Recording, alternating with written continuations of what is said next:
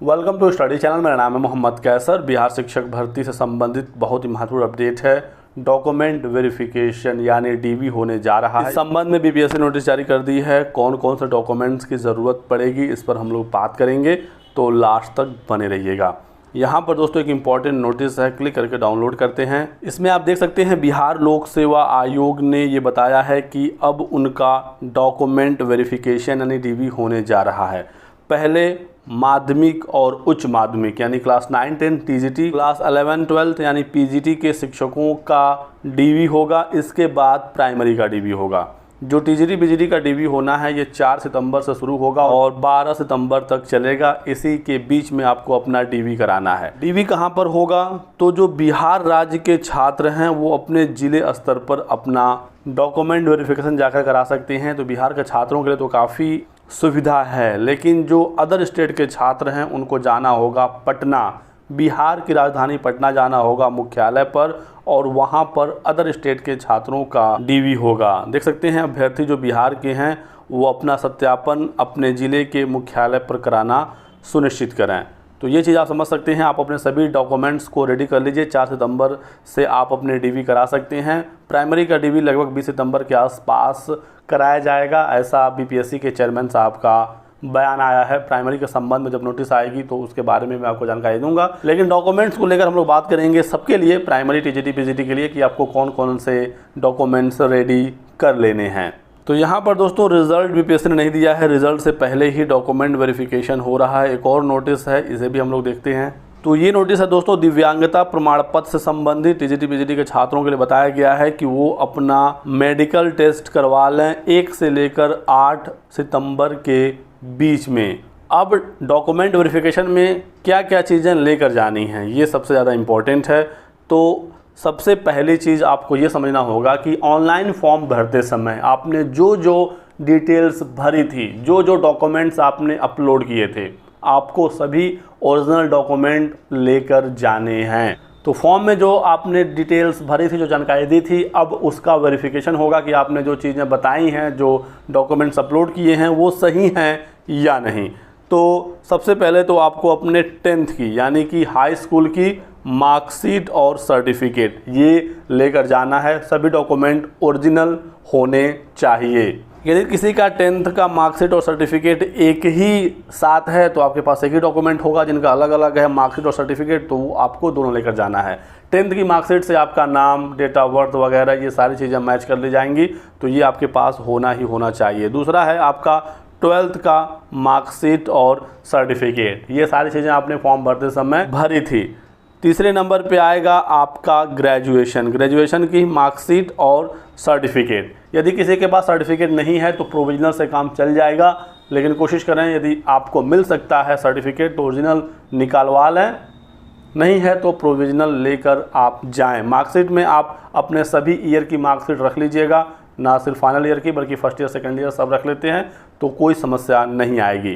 तो 10वीं 12वीं और स्नातक ये तीनों चीज़ें हो गई। अब चौथे नंबर पर बीएड या डीएलएड आपने किस आधार पर आवेदन किया है, आपका प्रशिक्षण क्या है जो अपने फॉर्म में चुना है वो आपके पास होना चाहिए।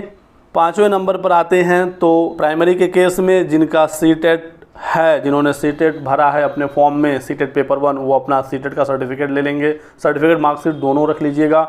जिन्होंने बीटेट के आधार पर आवेदन किया है उनके पास बीटेट का डॉक्यूमेंट होना चाहिए। और जिन छात्रों ने एस्टेट के थ्रू आवेदन किया है माध्यमिक और उच्च माध्यमिक में, तो माध्यमिक वालों के पास एस्टेट पेपर 1 होगा, उच्च माध्यमिक के पास एस्टेट पेपर 2 होगा, और वो लोग पोस्ट ग्रेजुएशन भी किए होंगे, पीजी भी, तो आपके पास पीजी का भी मार्कशीट और सर्टिफिकेट होना चाहिए। तो ये तो रही दोस्तों आपके एकेडमिक को लेकर सारी चीज़ें कि 10वीं का मार्कशीट सर्टिफिकेट, 12वीं का मार्कशीट सर्टिफिकेट, इसी प्रकार से ग्रेजुएशन। इसके बाद फिर बीएड या डीएलएड जो भी आपका है, फिर 5वें पर सीटेट, बीटेट या एस्टेट, और जिनका पोस्ट ग्रेजुएशन है तो पीजी। मार्कशीट और सर्टिफिकेट दोनों चीज़ें होनी चाहिए। जिनका सर्टिफिकेट नहीं होगा तो आप प्रोविजनल भी ले जा सकते हैं। इसके बाद फिर आपके पास आधार कार्ड होना चाहिए, क्योंकि फॉर्म भरते समय भी आधार कार्ड मांगा गया था और एग्ज़ाम देते समय भी आधार कार्ड पर ही फोकस था। मेन आईडी आपके पास ये होनी चाहिए। इसके अलावा आप कम से कम एक और आईडी कोई रख लीजिएगा, पैन कार्ड या फिर आईडी प्रूफ आपके पास कोई भी हो, निर्वाचन आयोग वाला, चुनाव वाला, या फिर पासपोर्ट है, ड्राइविंग लाइसेंस है। वैसे तो काम में एक से चल जाता है, लेकिन एक एक्स्ट्रा हो तो बेहतर होगा, क्योंकि आप काफ़ी दूर जा रहे हैं और वहाँ पर यदि कोई समस्या हुई तो फिर आप प्रॉब्लम में फंस जाएंगे, स्पेशली अदर स्टेट के जो छात्र हैं। तो आधार कार्ड का हो गया, कम से कम आप अपना 10 फ़ोटो रख लीजिएगा, क्योंकि ज़रूरत पड़ती है फ़ोटो की। और जो रिज़र्व कैंडिडेट हैं, रिजर्वेशन वाले, स्पेशली बिहार वाले जो रिज़र्व कैंडिडेट हैं, तो वो अपना जाति प्रमाण पत्र जरूर रख लेंगे। जाति के साथ इनका निवास लगेगा। जनरल वाले छात्रों का जाति नहीं लगेगा, क्योंकि उनको इसका आरक्षण नहीं मिलता है, तो निवास प्रमाण पत्र इनका लगेगा। जो EWS वाले छात्र होंगे, जनरल के जो EWS छात्र होंगे, जिनको रिजर्वेशन मिलता है 10% का, तो आपके पास EWS का सर्टिफिकेट होना चाहिए। जो दिव्यांग अभ्यर्थी हैं तो उनके पास उनका सर्टिफिकेट होना चाहिए। बाकी अन्य कोई भी यदि आपने आरक्षण लिया है फॉर्म में, उसका उल्लेख किया है, तो वो आपके पास होना चाहिए। जाति, निवास, आय, जो भी आपके पास अवेलेबल है सब लेकर जाएं, ताकि कोई दिक्कत ना हो। बाकी हो सकता है कि डॉक्यूमेंट्स रिलेटेड कोई विज्ञप्ति भी BPSC की तरफ से देखने को मिले, कोई भी सूचना आएगी तो मैं पूरी कोशिश करूंगा कि ऑथेंटिक और सबसे पहले सूचनाएं आपको दी जाएं। फ़िलहाल जो मेन चीज़ें हैं, 10वीं 12वीं, ग्रेजुएशन, BEd या DLEd, CTET, BTET या STET, और जिनका PG है PG, आधार कार्ड, फ़ोटो, रिजर्वेशन वाले अपने सभी सर्टिफिकेट रेडी रखें। अपने सभी डॉक्यूमेंट्स को एक फ़ाइल में अच्छी तरीके से रख लें, उसकी फ़ोटोकॉपी भी 3-4 सेट करा लें, 10 फ़ोटो भी रख लें।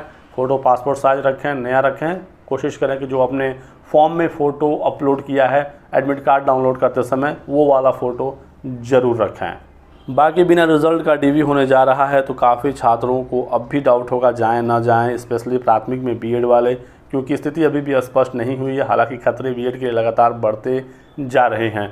कम से कम आंसर की तो देना ही चाहिए DV से पहले, और उम्मीद है कि आंसर की आ भी जाएगी TGT PGT का 4 से पहले, और प्राइमरी का आंसर की कम से कम देंगे ज़रूर, ताकि छात्र कम से कम ये तो मिला सके कि उनके कितने नंबर बन रहे हैं।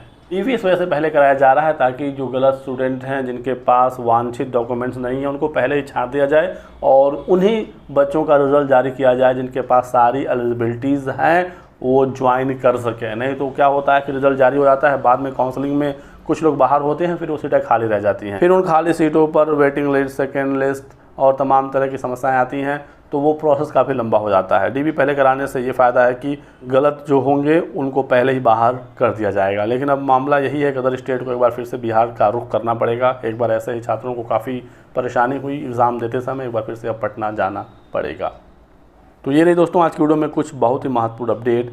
वीडियो को लाइक ज़रूर कर दीजिएगा, चैनल को सब्सक्राइब करके बेल आइकन दबा लें, ताकि आपको इसी प्रकार से सभी लेटेस्ट और ऑथेंटिक इन्फॉर्मेशन मिलती रहे। Thanks for watching.